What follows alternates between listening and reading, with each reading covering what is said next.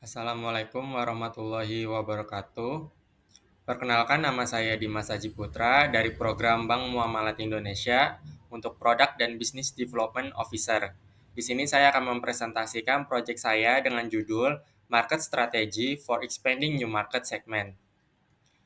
Pertama-tama saya akan menjelaskan diri saya terlebih dahulu. Saya Dimas Aji Putra. Saya interest di Product dan Business Development, yang mana saya merupakan sebuah lulusan baru informatika dari Universitas Gunadarma dengan kemampuan analisis yang baik, perhatian terhadap detail, dan juga memiliki cara kerja yang sistematis untuk memastikan setiap proses bisa berjalan sesuai dengan standar.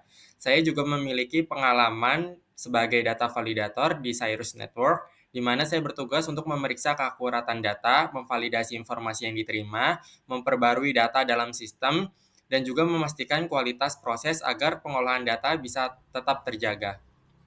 Berikut adalah kursus dan sertifikasi yang pernah saya ambil, 3 diantaranya berasal dari kelas.com, dan 1 diantaranya dari Diklat Kerja. Lalu saya akan menjelaskan terlebih dahulu terkait perusahaan dari Bank Muamalat. Bank Muamalat Indonesia atau BMI didirikan pada tahun 1991, yang mana sebagai bank pertama di Indonesia yang beroperasi berdasarkan prinsip syariah. Bank ini lahir dari gagasan Majelis Ulama Indonesia dan juga Ikatan Cendekiawan Muslim se-Indonesia, serta para pengusaha Muslim dengan dukungan dari pemerintah Indonesia. Nah, BMI ini secara resmi mulai beroperasi pada 1 Mei 1992, yang mana menandai era baru dalam perbankan sebagai bank pertama murni syariah di Indonesia.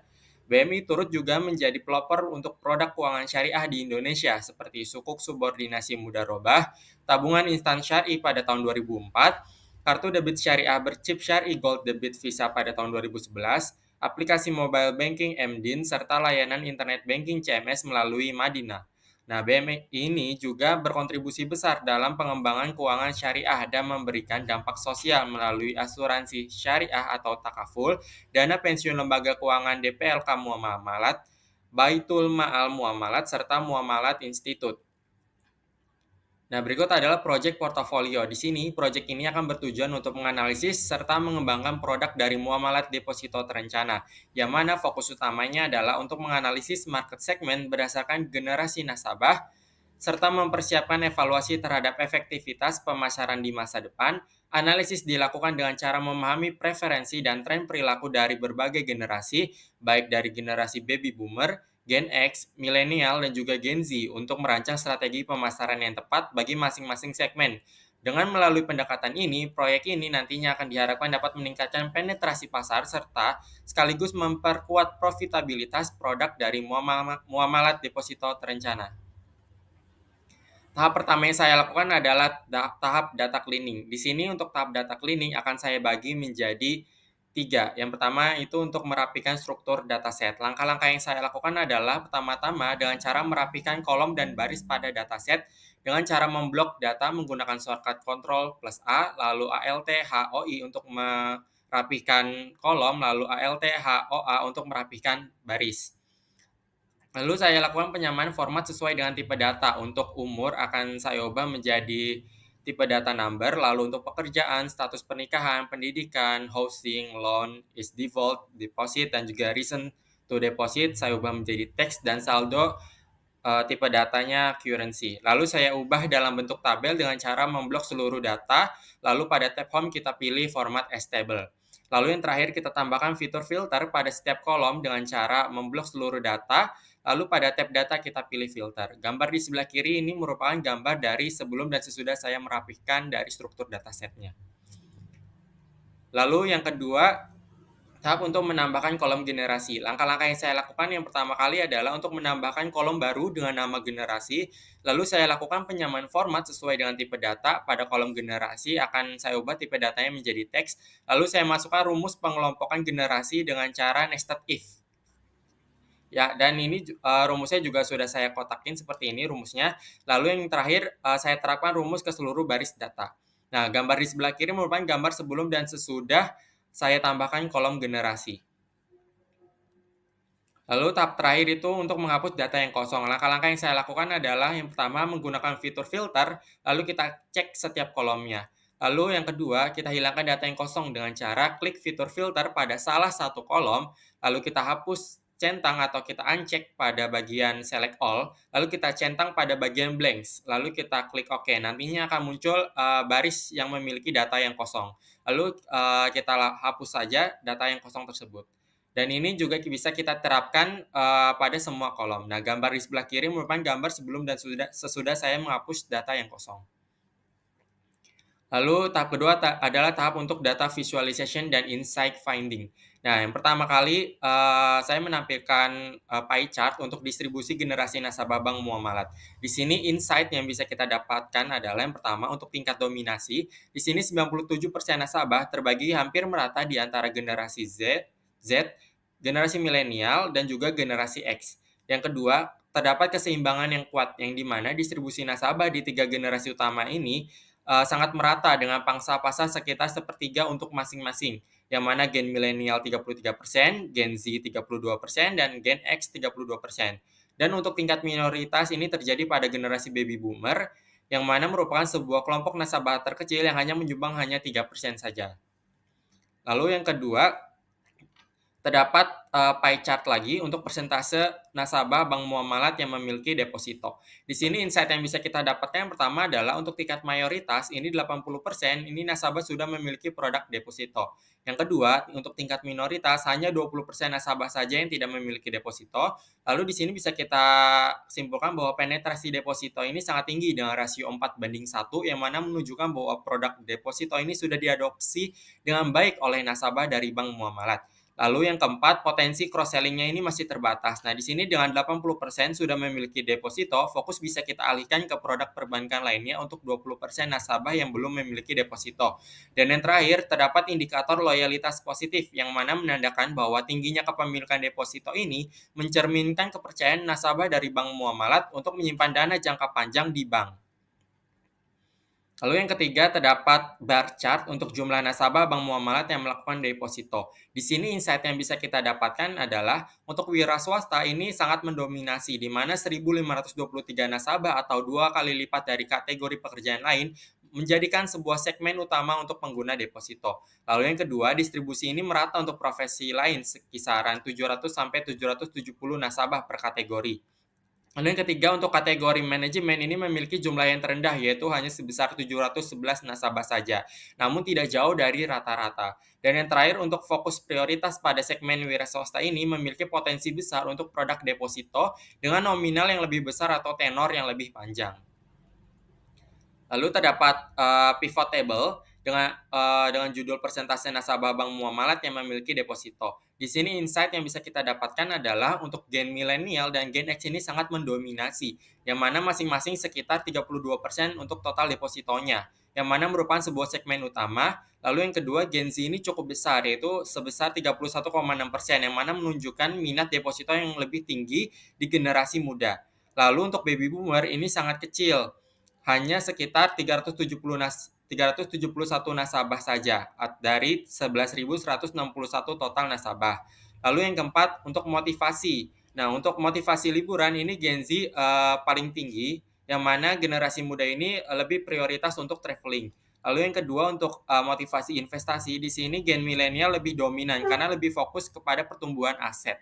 Dan yang terakhir, untuk motivasi umroh itu Gen X lebih tinggi dikarenakan dia memiliki nilai religius di usia matang. Lalu yang terakhir, untuk setiap generasi ini punya tujuan khas, di mana Gen Z ini motivasinya untuk liburan, lalu Gen milenial untuk motivasi investasi, dan yang terakhir Gen X untuk motivasi umroh. Lalu yang kelima, terdapat pivot table juga untuk distribusi status pernikahan berdasarkan generasi. Di sini insight yang bisa kita dapatkan adalah yang pertama, untuk status dominan itu terdapat pada kategori lajang atau single. Adalah status pernikahan yang paling dominan secara keseluruhan dengan total 4.297 nasabah. Lalu yang kedua, generasi paling lajang itu berada pada Gen Z, yang mana memiliki proporsi lajang single tertinggi secara signifikan, yaitu 1.793 nasabah, yang mana mencerminkan usia muda pada populasi ini. Lalu yang ketiga, generasi ini paling banyak menikah atau cerai itu terdapat pada generasi milenial atau Gen X, yang mana menunjukkan jumlah menikah, merit, atau cerai divorce yang paling tinggi dibandingkan Gen Z dan juga Baby Boomer. Dan yang terakhir, kelompok terkecil berada pada kategori Baby Boomer, yang mana merupakan sebuah kelompok generasi terkecil dalam data ini dengan total hanya 371 nasabah saja.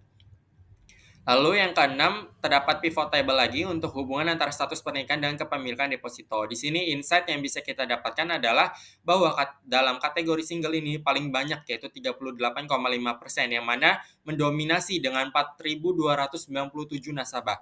Lalu yang kedua, untuk divorce ini cukup tinggi, yaitu 31,3%, yaitu sebanyak 3.488 nasabah, hampir setara dengan merit. Lalu yang ketiga, merit ini paling sedikit, yaitu 30,2%, hanya 3.376 nasabah saja.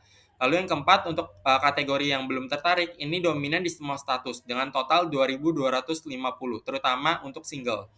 Lalu yang terakhir, merit ini lebih goal oriented, yang mana dia ini lebih berfokus kepada dana pensiun dan juga umroh dengan proporsi lebih tinggi dibandingkan dengan status yang lain.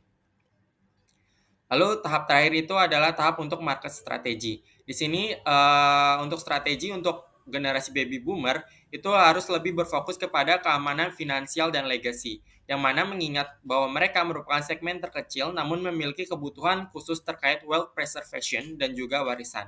Dan untuk target utama dari strategi ini adalah nasabah dengan tujuan dana pensiun, umroh, dan juga kelompok yang belum tertarik, yang mana sedang mencari tempat untuk parkir dana yang aman. Lalu realisasi yang bisa kita lakukan yang pertama yaitu dengan adanya layanan high touch, yang mana menyediakan layanan relationship manager atau RM atau teller khusus di cabang untuk memastikan kenyamanan dan kemudahan bertransaksi karena segmen ini kurang bergantung pada digital. Lalu yang kedua, dengan cara materi komunikasi. Di sini bisa kita lakukan dengan cara pendekatan melalui surat kabar atau brosur cetak yang menyoroti garansi LPS dan mekanisme joint account untuk mempermudah pewarisan dana. Dan yang terakhir, untuk produk, di sini kita bisa tekankan pada deposito dengan fitur keamanan tinggi dan juga memiliki bunga yang kompetitif yang dipresentasikan sebagai pendapatan pasif yang terjamin. Lalu untuk strategi untuk Gen X itu adalah untuk menciptakan produk life goal jangka panjang yang spesifik dan juga bundle. Ya, kelompok ini sangat purpose driven, terutama untuk masa depan spiritual dan juga pensiun. Nah, target utamanya itu untuk nasabah dengan tujuan umroh, dana pensiun, dan juga mereka yang berada pada status wira swasta. Realisasi yang bisa kita lakukan adalah dengan cara mengembangkan produk, dengan cara meluncurkan deposito berjangka untuk pensiun X, dengan insentif loyalitas untuk tenor 5 tahun ke atas, serta tabungan rencana haji atau umroh yang terintegrasi langsung dengan kuota kemitraan travel agent. Lalu yang kedua, dengan cara saluran pemasaran. Di sini kita bisa gunakan email marketing, LinkedIn, ataupun WhatsApp bisnis untuk menyajikan simulasi kebutuhan dana pensiun dan juga hitungan dari biaya umroh. Dan yang terakhir, untuk aktivitas yang bisa kita lakukan yaitu dengan cara mengadakan eksklusif gathering atau webinar bertemakan perencanaan warisan dan pensiun dini yang menargetkan segmen wira swasta. Lalu untuk strategi untuk gen milenial ini adalah untuk melakukan pemasaran cross-selling dan juga edukasi digital untuk pertumbuhan aset keluarga muda, yang mana generasi ini adalah first time investor yang fokus pada aset dan pendidikan anak. Nah, target utamanya itu adalah untuk nasabah dengan tujuan investasi dan juga dana pendidikan. Nah, realisasi yang bisa kita lakukan adalah yang pertama untuk integrasi produk. Di sini kita bisa menawarkan produk deposito awal investasi yang mengkombinasikan deposito sebagai dana darurat dan juga fresh fund sebagai modal awal reksadana atau obligasi yang mana difasilitasi dalam satu platform digital. Lalu yang kedua, membuat konten digital dengan cara membuat series video edukasi di YouTube atau Instagram tentang kalkulator dana pendidikan anak dan mendisiplinkan investasi jangka menengah dengan cara menggunakan fitur auto debit dari deposito ini. Lalu yang terakhir, dengan cara target life stage, ya ini berfokus pada promosi untuk nasabah berstatuskan merit dan juga single yang baru memasuki fase kemandirian finansial dan juga pembentukan keluarga. Lalu untuk strategi untuk Gen Z, ini dengan cara mengemas deposito sebagai digital saving goal yang fun dan juga fleksibel, yang mana akan menarik minat segmen single yang mendominasi dengan kebutuhan gaya hidup jangka pendek. Nah, target utamanya adalah nasabah dengan kategori single dengan tujuan liburan yang berada di kategori belum tertarik. Nah, realisasi yang bisa kita lakukan adalah dengan cara yang pertama fitur aplikasi. Di sini kita bisa memperkenalkan fitur goal based saving yang mana terdapat pada mobile banking yang memberikan visualisasi progres tabungan. Misalnya, progres bar menuju liburan ke Bali lengkap dengan custom reward saat target tercapai. Lalu yang kedua, produk harus lebih fleksibel yang mana meluncurkan mikro deposit atau deposito dengan tenor yang sangat singkat, misal 30 sampai 90 hari dengan minimum saldo yang rendah yang dirancang untuk goal setting yang cepat. Yang terakhir dengan cara saluran promosi. Kita bisa melakukan kampanye agresif di TikTok dan juga Instagram dengan cara menggunakan influencer atau konten kreator Gen Z dengan cara mempromosikan deposito sebagai alat untuk mencapai travel goal dan juga lifestyle goal mereka tanpa menunggu waktu yang lama. Lalu yang terakhir, conclusion atau kesimpulannya, yang pertama untuk pasar inti ini terdapat pada Gen X dan juga Gen milenial yang mana memiliki tujuan yang jelas. Nah, segmentasi ini harus didorong oleh tujuan finansial yang spesifik. Nah, untuk Gen X ini didominasi oleh segmen divorce dan merit yang fokus pada umroh dan juga dana pensiun, yang mana menuntut produk jangka yang lebih panjang atau bundling. Dan yang kedua, wira swasta adalah mesin utama kepemilikan dari deposito. Nah, di sini kelompok wira swasta itu jauh lebih banyak, yaitu 1.523 nasabah yang mana merupakan sebagai penggerak terbesar dari deposito ini. Strategi yang harus mempertahankan kemudahan akses dan fitur investasi yang relevan bagi pebisnis.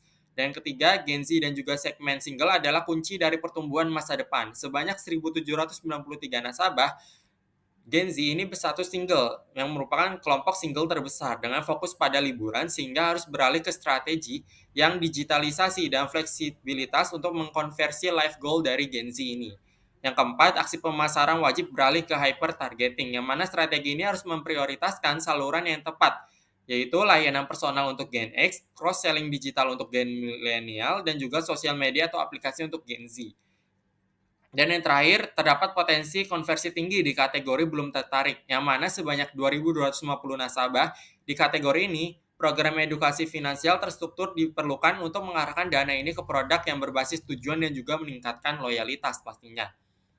Sekian presentasi dari saya, kurang lebihnya mohon maaf. Wassalamualaikum warahmatullahi wabarakatuh.